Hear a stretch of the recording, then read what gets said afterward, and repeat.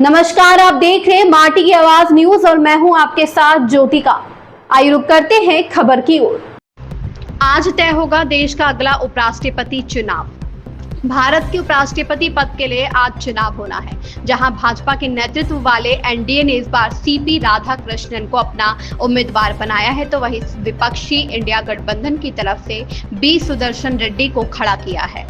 चुनाव आयोग की तरफ से जारी कार्यक्रम के मुताबिक वोटिंग सुबह 10 बजे से मध्याह्न 5 बजे के बीच नियमों के तहत निर्धारित मतदान स्थलों पर होगा। इसके बाद मतगणना होगी। गौरतलब है कि जगदीप धनखड़ ने 21 जुलाई को राष्ट्रपति द्रौपदी मुर्मू को अपना इस्तीफा सौंप दिया था।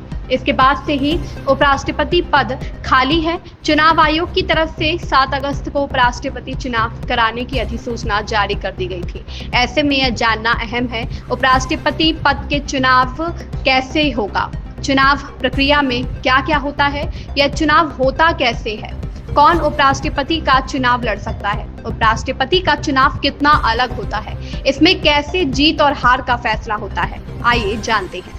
उपराष्ट्रपति चुनाव में कौन वोट डालता है। उपराष्ट्रपति चुनाव में राज्यसभा के 233 निर्वाचित सांसद, राज्यसभा में मनोनीत 12 सांसद और लोकसभा में 543 सांसद वोट डाल सकते हैं। इस तरह के कुल 788 लोग वोट डाल सकते हैं। हालांकि चुनाव आयोग जब उपराष्ट्रपति चुनाव की तारीखों का ऐलान करता है, तब वह लोकसभा और राज्यसभा में सभी मौजूदा सदस्यों की गिनती करता है।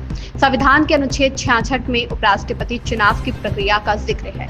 यह चुनाव अनुपातिक प्रतिनिधि पद्धति से किया जाता है, जो कि लोकसभा या विधानसभा चुनाव की वोटिंग प्रक्रिया से बिल्कुल अलग है। उपराष्ट्रपति चुनाव में voting single transferable vote system से होती है। आसान शब्दों में इस चुनाव के मतदाता को वरीयता के आधार पर वोट देना होता है।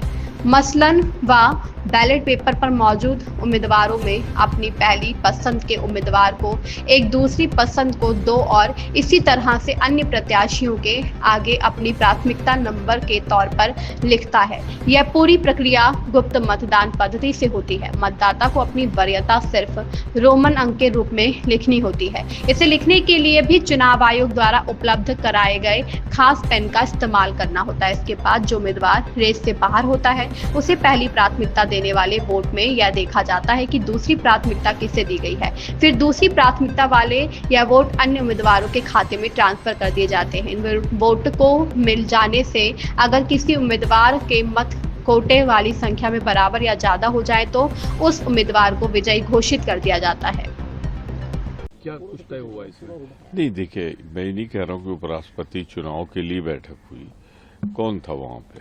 चीफ व्हिप, मैं, राजीव शुक्ला जी।